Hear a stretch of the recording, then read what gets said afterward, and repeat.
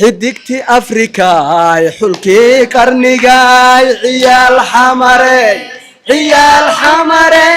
حرير قلبي حارم باتاي حالي بورداد ليقو صحاضرو حبت اللي داي حمرا ليقو يري حالي بورداد ليقو صحاضرو حبت اللي داي حمرا ليقو يري هيس لكن واحد ربع دانتوين واحد ربع مقدشة وهي مو دانت معوسلين والربع أوكي تمام معوسلين لي وحول واستمر اسكن وقتها هي الحمار إن بعضن أذي كتاجين Somaliya كتاجر سنبا أرجعها جعل أبوان سودو إنت أصبح أشرف الليدي ما شاء الله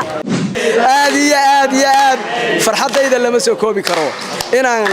la dhasho dadka sida goobta waa wax aan leeyahay ilaahay baa ii dooray anigu ma dooranin Soomaalinimadu ha guulaysato waxaan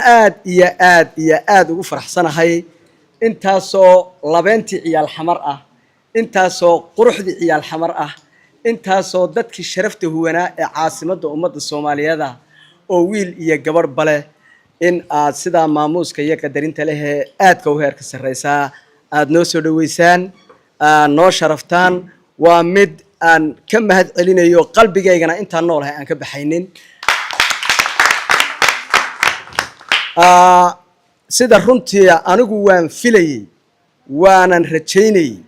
waan qalbigaygana way ku jirtay inaan dad sidan u fiican oo sidan u qaaliya oo sidan u sharaf badan la kulmi doono maxaa yeelay anoo idinka maqan baan idinku riyoon jiray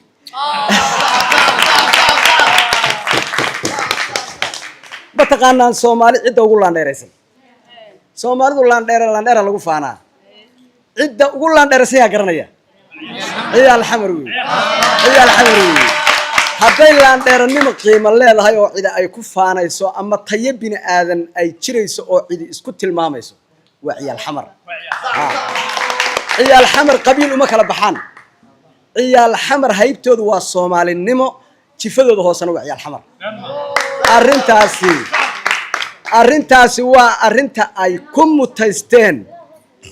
bulshadeena sharafta leh iyo dhalinyaradeenna sharafta leh ee reer xamar ama reer ciyaal xamar waa arrinta ay ku mutaysteen intii u muhiimsanayd abwaanka ka soo hadlay laakiin anigu waxaan rabaa inaan u mahad celiyo dhammaan akhyaarta sharafta badan ee goobtan ka soo muuqatay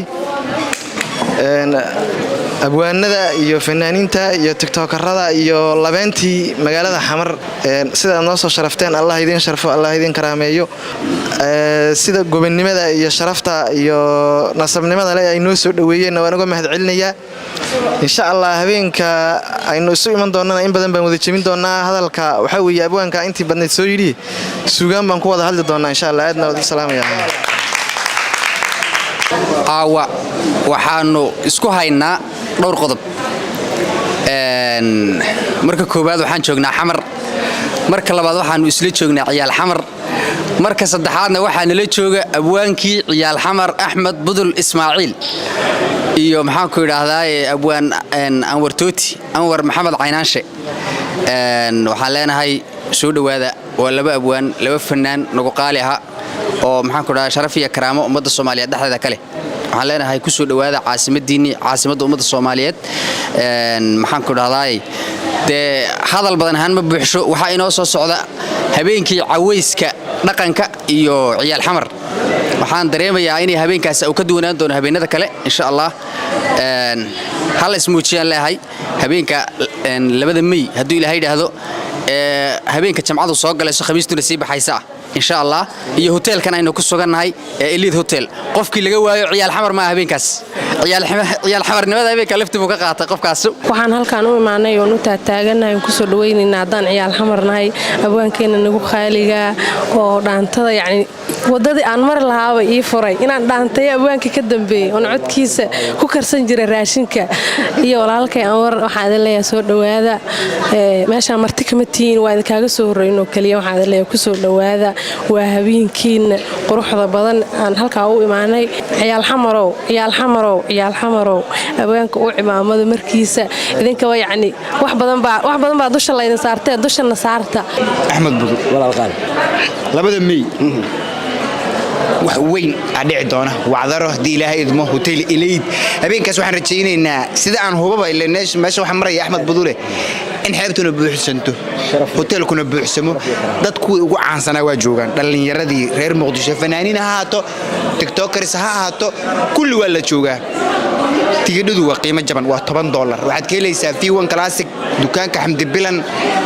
aniga dila soo xiriiri kartaan qays qisad la soo xiriiri kartaan Elite Hotel aad ugu imaanaysaan iridaad ka gadan kartaa habeenkaas yaa laga maqnaan anigu xagga dhaantada ku fiicana waagi aan yaraaban adoo saa u boodo ku arki jiray yaa kullaba dhunkaada yaa ku dhawrto hadana yaa kullaba dhunkaada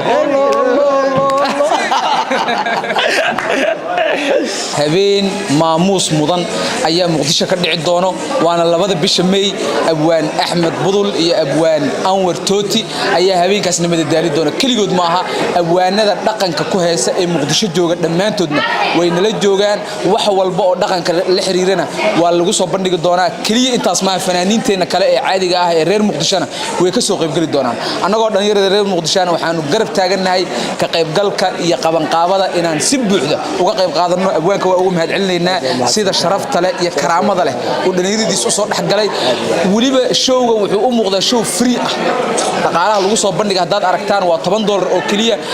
ma ka duwana adoo si free ku soo gashay marka waxaan rajaynayaa insha Allah habeenkaas inaad ka qayb qaadataan tigidhada waxaa ka heli doontaan dukaanka walaasheen Xamdi Bilan Hotel Elite iyo V1 Classic sidoo kale waxaad ka heli kartaan oo aad la soo xiriir kartaan saaxiibkay Saadaq Cagma Dhige iyo walaalkay Qays Qiso abwaan adiguna waa ku mahadsantahay Anwar Tooti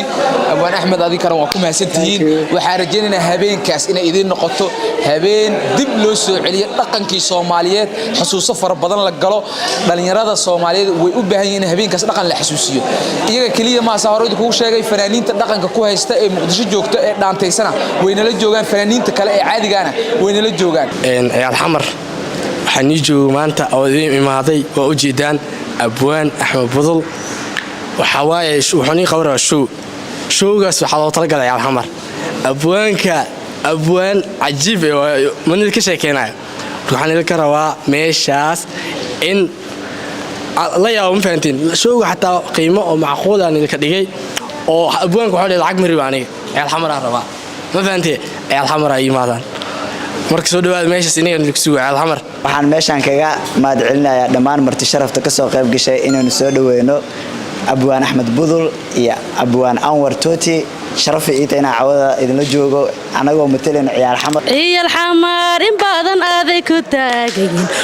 Soomaaliyeed ku taageersanba aragaaga jecel abwaan soo dhawo intaas baa la sharaf leeyahay ma sha Allah waxa halkan u mahadcelinayaa dhammaan ciyaal xamar oo halkan u soo buuxsameen labadeeda walaal labadeeda fanaan Anwar iyo Axmed Budul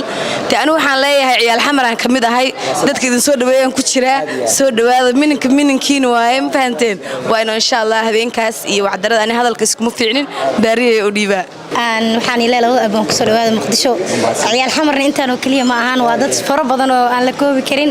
soo waxaan ilaa habeenkaas waa loo yaabi doonaa insha Allah habeen loo wada kaco noqon doona oo taariikhda xusi doonto maadaama oo imaaday ninkii keenayba magacii ciyaal xamar soo waxa ku leeyahay sharafi karaan korka ahaato showgaagane waa ka hada soo wada muuqanaani show u horeeya show badan ama tagi laba show aad saaygu showgaagi show kala hor u tagay soo waxa leeyahay ciyaal xamar ismuujiye mar walba ma wano jooni magacano keenay ciyaal xamar noo keenana soo salaam alaykum guys meel walba joogtaan waa idin salaamay maanta aad waxa ugu faraxsanahay inaan la joogo abwaankii keenay magaca ciyaal xamar horta heesiisa mid ugu jeclahay ciyaal xamar xariir qalbi saaran baatahay abanaada oo mahadsantahay maadaama magacaas aad ku weyn adii aan noo keentay ilaahay ka suko waana ku mahadsantahay abwaanka habeenkiisa garabkiisa naanay horta walaa aan reer kula showmihi laakiin habeenkaada garabkaaga ahay sidoo kale tikadada waxaa ka helaysaan dukaanka Xamdi Bilan View One Classic iyo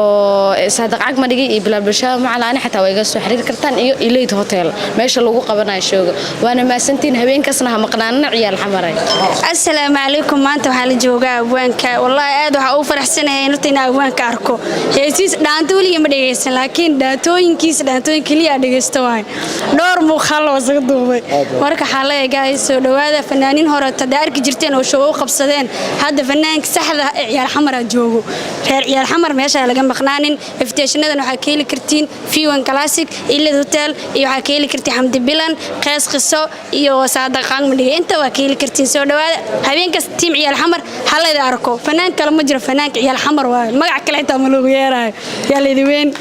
ma joogno jigjiga waxaan kala soo hadlayaa Muqdisho labadii garabna waxa taagan labadii abwaan weynaa ee abwaan Anwar iyo sidoo kale Axmed Budul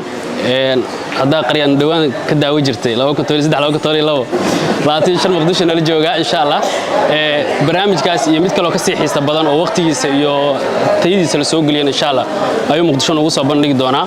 bisha labadeeda May bishaan soo socota insha Allah Axmed wuxuu yiri reer Muqdisho wax badan oo soo heeso yiri waa u soo xiisay waa ku riyooday maanta runa in la jooga marka dhammaan ciyaal xamar iyo reer Muqdisho iyo dadka dhan waxa leeyahay habeenkaas yaa loo kala maqnaanay habeenkaas waa habeenkeena waa habeenkii cawayska dhaqanka iyo waliba reer Muqdisho ciyaal xamar ninkii magaca ciyaal xamar bixiyana waa kan magaca ku faantiin oo dadku ugu faantiin ninkii bixiya in la jooga marka waxa rajeenaa si filosoofki in loo soo dhaweeyo sharaf iyo karaamo mar kale to soo dhawaan waxaan aad iyo aad ugu faraxsanahay inaan garab taaganahay baabihii ama gudoomiyihii ciyaal xamar abwaan Budul oo ah shakhsiga maanta yani magaca aan ku faanayno dhalinyarada aan ku faanayno inaan dadku wax dheerna aan ku faanayno sidoo kale waxaan ka marnay fanaankeenii abwaan Tooti abwaankiin waa kan fanaankii waa kana hadda kulli ciyaal xamarow ninka waan dhistay